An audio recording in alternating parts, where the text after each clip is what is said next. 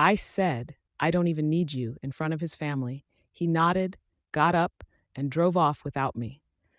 I'm standing in my in law's living room, surrounded by David's family, my words hanging in the air like a sudden frost. The room goes quiet, that awful kind of quiet where you can practically hear everyone's thoughts judging you. I don't even need you, I just snapped at my husband of 5 years. David doesn't yell back. He doesn't make a scene. He just nods once, like he's finally confirmed something he's suspected for a long time. Then he gets up from the couch, grabs his keys from the side table, and walks out the front door without saying a word. I hear his car start up in the driveway, and I think, good, let him cool off, he'll be back. But he doesn't come back. Not that night, and not for many nights after. My name is Alexa Morgan, and at 32, I just blew up my marriage with 6 careless words. 3 hours earlier, I'm applying my lipstick in our bathroom mirror while David waits by the front door. I can see him checking his watch from the corner of my eye. Lex, we really need to get going. Mom's expecting us at 6, and you know how she gets about dinner being served on time. I roll my eyes at my reflection. It's not like they're going to start without us. Besides, your mom already thinks I'm the devil incarnate, so what's another strike against me? David sighs. I hear his footsteps as he walks toward the bathroom. She doesn't think you're the devil incarnate. She's just traditional. Traditional is code for judgmental as hell, I say, snapping my lipstick shut. I deliberately take my time putting it back in my makeup bag, enjoying the power of making everyone wait. David leans against the doorframe. At 36, he still has that boyish charm that made me fall for him. Gentle brown eyes, strong jawline, that little dimple on his left cheek when he smiles. But he's not smiling now. Can we please just try to have a nice evening? For me? He asks. I think, why does it always have to be about keeping everyone else happy? What about what I want? But I just shrug. Fine. Whatever. In the car, I scroll through Instagram while David drives. My best friend Natalie is in Bali with her new boyfriend, all sun-kissed skin and exotic cocktails. Meanwhile, I'm headed to another tedious dinner with the in-laws where I'll be silently judged for not yet producing grandchildren and for having a job that actually matters to me. You're quiet, David says, breaking into my thoughts. Just tired, I lie. The truth is I'm resentful. Resentful that at 32, my life feels so predictable. David is a good man, stable, kind, dependable. But lately, I've been wondering if good is good enough. Where's the excitement? The passion? I think about Mark from work, how he makes me laugh, how he notices when I wear something new, how he challenges me intellectually, how his hand lingered on my lower back at last week's office party. David and I haven't challenged each other in years. Did you remember to bring the wine? David asks as we pull onto his parents' street. My stomach drops. The wine. The expensive bottle of Cabernet that his father specifically requested. The one thing I was supposed to remember. Shit, I mutter. David's hands tighten on the steering wheel. Alexa, you said you'd remember. I forgot, okay? It's not the end of the world. We'll stop somewhere and get something else. It's Sunday evening in the suburbs. Nothing's open, and we're already late. Then we'll go without it. I snap. Your dad has enough wine in his precious cellar to survive the apocalypse. David pulls into his parents' driveway but doesn't turn off the engine immediately. He turns to look at me. I just asked you to do one thing, Lex. I feel my defenses rising. Oh, I'm sorry I don't have a perfect memory like St. David. Some of us have actual stressful jobs to worry about. It's a low blow, and I know it. David's job as a high school history teacher isn't glamorous or high-paying, but he loves it. He makes a difference in kids' lives. But right now, I want to hurt him to make him feel as frustrated as I do. He just shakes his head, turns off the car, and gets out without waiting for me. Inside, David's mother Margaret greets us with her typical passive-aggressive warmth. There you are. We were about to send out a search party, she says, kissing David's cheek before giving me a stiff hug.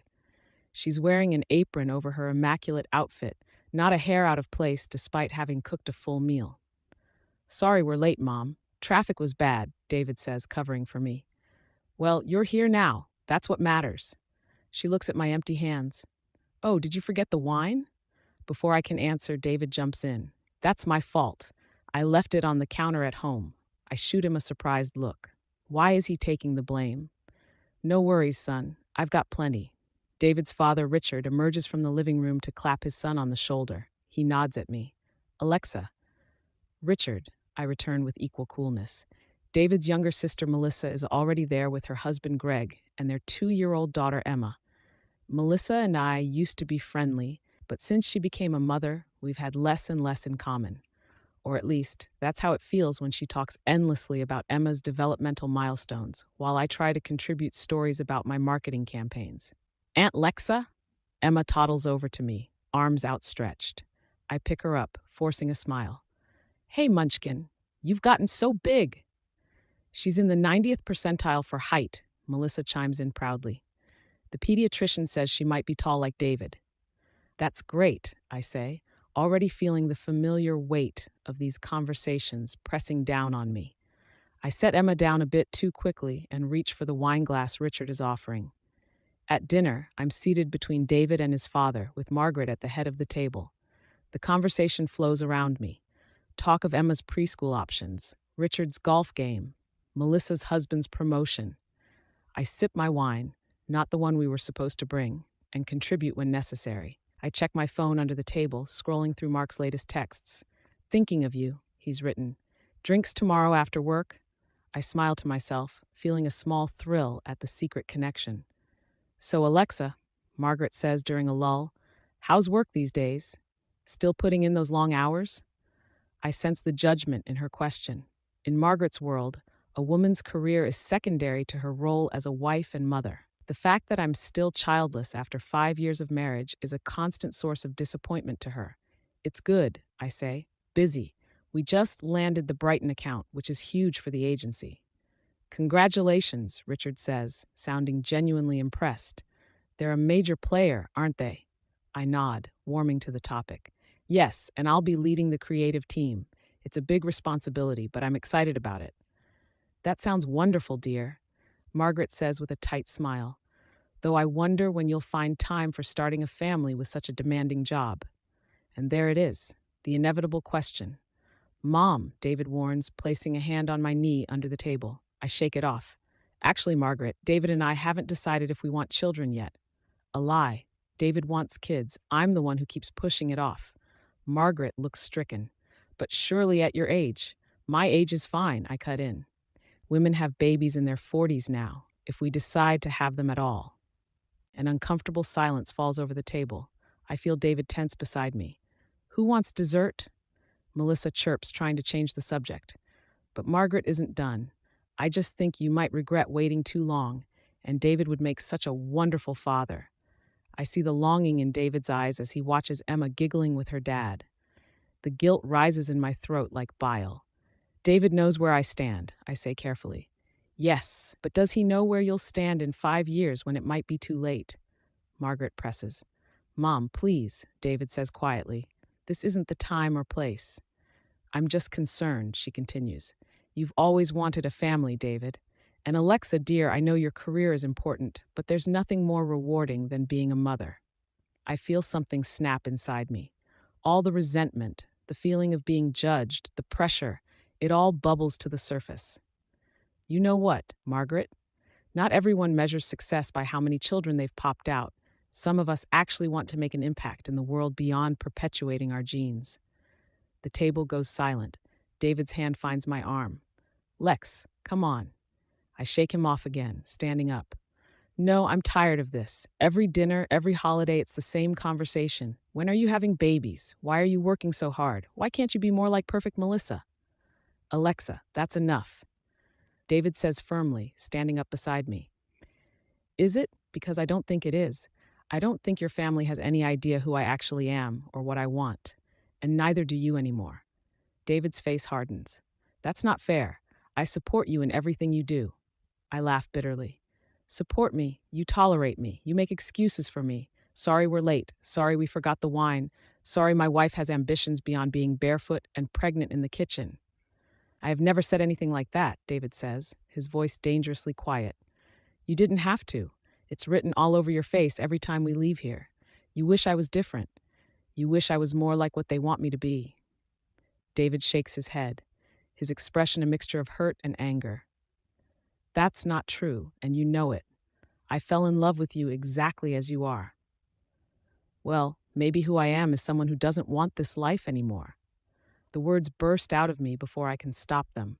The room is so quiet I can hear the clock ticking on the wall. Emma has stopped giggling and is looking at us with wide eyes. Melissa and Greg exchange uncomfortable glances. Richard stares down at his plate. Margaret looks like she might faint. And David looks devastated. I'm standing in the living room now, arms crossed, face burning with shame and defiance. David follows me, leaving his stunned family at the dining table. "What the hell was that?" he asks, his voice low. "That was me finally being honest," I say, though I'm already regretting how far I've taken this. "Honest? By humiliating me in front of my family? Oh, I'm sorry. Did I embarrass the golden child?" David runs a hand through his hair, a gesture I know means he's trying to keep his temper in check. "This isn't about me being embarrassed, Alexa. This is about respect, basic human respect." "Respect," I laugh. "Where was the respect when your mother was basically calling me a selfish career woman? Where was the respect when you let her do it?" "I defended you. I always defend you." "I don't need you to defend me," I shout. "I don't need you to make excuses for me. I don't need you to smooth things over with your family. I don't even need you." And there they are, those 6 words that change everything. I'm standing in my in-laws' living room, surrounded by David's family, my words hanging in the air like a sudden frost. The room goes quiet, that awful kind of quiet where you can practically hear everyone's thoughts judging you. "I don't even need you," I just snapped at my husband of 5 years. David doesn't yell back. He doesn't make a scene. He just nods once, like he's finally confirmed something he's suspected for a long time. Then he gets up from the couch, grabs his keys from the side table, and walks out the front door without saying a word. I hear his car start up in the driveway, and I think, good, let him cool off. He'll be back. But he doesn't come back. It's 2 hours later, and I'm sitting in an Uber headed home. No one offered to drive me, and I couldn't stand the thought of waiting in that house any longer. Margaret had disappeared upstairs after David left. Richard had muttered something about checking on her and followed. Melissa and Greg had awkwardly gathered Emma's things and made a hasty exit, Melissa only saying, "Call us if you need anything," on her way out. I'd called David 17 times. All went straight to voicemail. Now, in the back of a stranger's car, I'm replaying the evening in my head, wondering how things spiraled so far out of control. My anger has faded, leaving only a hollow pit in my stomach. I think, what have I done? At home, the house is dark and empty. David's car isn't in the driveway. I check our bedroom, half expecting to find him there, but his side of the bed is untouched. His toothbrush is still in the bathroom. His laptop is closed on his desk. I send him a text. "I'm sorry. Please come home so we can talk." No response. I call Natalie, forgetting about the time difference with Bali. She answers, sounding groggy. "Lex, it's like 4 a.m. here. What's wrong?" "I think I just destroyed my marriage," I say, and then I'm crying, big gulping sobs that make it hard to breathe. "Whoa, slow down," Natalie says, sounding more alert now. "What happened?" I tell her everything. The forgotten wine, Margaret's questions, my outburst, and those final terrible words. "Oh, Lex," she sighs when I've finished. That's pretty bad." "I know," I whisper. "I don't know why I said it. I didn't mean it." "Didn't you, though? A little bit?" Natalie asks. "You've been complaining about feeling trapped for months. And let's be real, you and Mark have been flirting pretty heavily." I feel defensive suddenly. "Mark has nothing to do with this." "Really? Because you texted me last week that you were thinking about having drinks with him after work. Alone. That's different. That's just, nothing would have happened." "Lex, come on. You know where that was heading." I sink down onto the couch. I've been restless, yes, but I don't want to lose David. I need him. Need him, or his paycheck, his family's connections, the stability he provides while you figure out what you actually want. Her words sting because there's truth in them. David's family has money, not obscene wealth, but enough that they help with our down payment, enough that we take vacations we couldn't afford on just our salaries. I've grown accustomed to a certain lifestyle. "That's not fair," I say. "Isn't it? Look, I love you, but you need to figure out what you really want, because it sounds like part of you meant what you said tonight." After we hang up, I sit in the dark living room, waiting. Midnight comes and goes. By 1 a.m., I've sent 5 more texts and left 3 voicemails. By 2 a.m., I've convinced myself he's been in an accident, and I'm checking local hospital websites. By 3 a.m., I've fallen into an exhausted sleep on the couch. I wake up to sunlight streaming through the windows. For a moment, I forget everything, and then it all comes crashing back. I check my phone. No messages from David, but there is a text from Melissa. He's staying with us. He's okay. Relief that he's safe is quickly replaced by a new fear. He's never spent the night away from home before, not in 5 years of marriage, not even after our worst fights. I text back, "Can I come over to talk to him?" Melissa replies almost immediately, "Not a good idea right now. Give him some space." Space. The last thing I want to give him. What I want is to take back last night, to rewind to before dinner and remember the damn wine, to bite my tongue when Margaret started in about babies, to swallow all those hateful words that spilled out of me. But I can't rewind. I can only go forward. I call in sick to work, something I never do. I spend the day alternating between crying, rehearsing apologies, and staring at my phone. By evening, I've heard nothing from David, though Melissa assures me he's still at her house and still doesn't want to talk. On day 2, I go to work because I can't stand the empty house anymore. My boss Terrence notices my red eyes and distracted manner. "Everything okay, Alexa? You don't seem like yourself." I nearly break down in his office. "Marriage problems," is all I manage to say. He nods sympathetically. "Take whatever time you need. The Brighton account will still be here." Mark stops by my desk with coffee, his smile a little too understanding for my comfort. "Heard you were having a rough time," he says. "Want to grab lunch and talk about it?" A week ago, I would have said yes. I would have enjoyed the attention, the flirtation, the ego boost. Now, I just feel hollow. "Thanks, but I need to focus on this proposal," I say. Mark looks surprised but backs off. "Sure, offer stands if you change your mind." By day 3, I'm desperate enough to go to Melissa's house unannounced. Greg answers the door, looking uncomfortable. "He's not here, Alexa." "Where is he?" Greg shifts his weight. "I really can't say." "Can or won't?" I demand, my voice rising. I try to push past him to look inside. Greg blocks the doorway. "Both, I guess. Look, he asked us not to tell you where he's staying now. He needs time to think." "He moved out of your place? Where did he go?" I'm practically shouting now. "Alexa, please. This isn't helping anyone." Greg starts to close the door. "Wait, just tell him I'm sorry. Tell him I need him. Tell him I want to fix this." Greg nods sadly. "I'll tell him." Days turn into a week. 1 week becomes 2. The silence from David is deafening. All I know is that he's safe and that he's asked for space through Melissa. I've stopped calling and texting, trying to respect his wishes, though every day without him feels like I'm missing a limb. At work, I throw myself into the Brighton campaign, but I'm slipping. I miss deadlines. I snap at colleagues. Mark keeps his distance now, clearly having lost interest in pursuing whatever was brewing between us.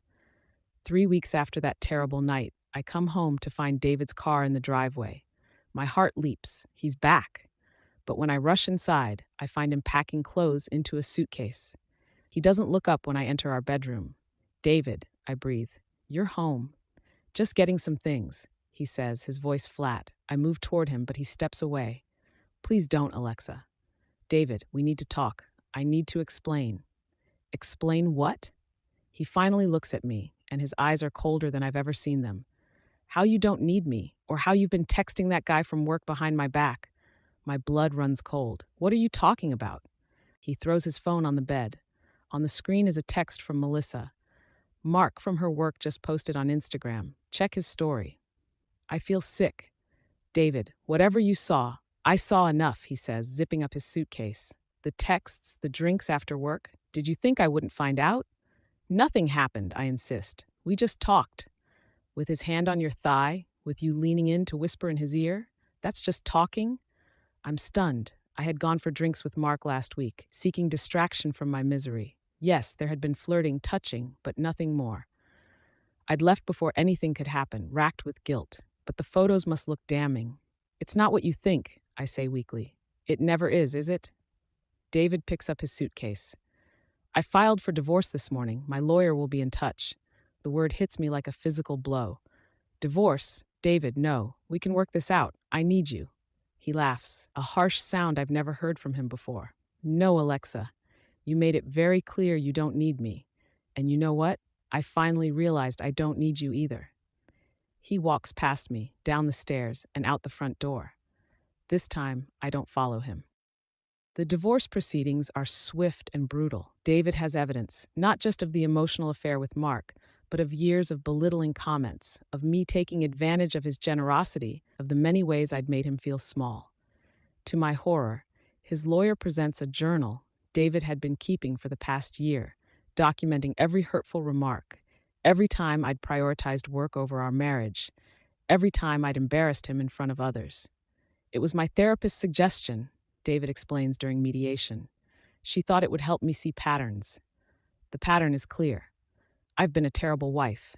The final blow comes when David reveals he's been offered a teaching position at an international school in London. He's leaving the country as soon as the divorce is finalized. You always said I needed to be more ambitious, he says with a smile that doesn't reach his eyes. I guess I finally took your advice. 6 months after that fateful dinner, the divorce is final. David has already moved to London. I'm left with our house, which I can barely afford on my own, a diminished social circle. Most of our friends sided with him, and the crushing realization that I destroyed something precious through my own selfishness. My career, the thing I valued above all, has suffered too. The Brighton campaign was a disaster under my distracted leadership, and Terrence has put me on probation. Mark, of course, has moved on to another woman in the office. I'm scrolling through Instagram late one night, wine glass in hand, when I see it. A photo of David on London Bridge, his arm around a beautiful woman. She's looking up at him adoringly, and he's smiling, really smiling, in a way I haven't seen in years. His caption reads, "Found someone who knows my worth. Blessed." The comments are filled with congratulations, including one from his mother. "So happy for you both. She's a lovely girl." I throw my phone across the room and burst into tears. In 6 short months, he's rebuilt his life, found happiness, moved on, while I'm still here, alone, surrounded by the wreckage of what I destroyed. I think back to those 6 terrible words. I don't even need you, and the quiet dignity with which he walked away. He didn't argue, he didn't beg, he just nodded, stood up, and drove away. In the end, that was his revenge, showing me exactly what life without him would be like. And it's so much worse than I ever imagined, because the truth is, I did need him. I just realized it too late.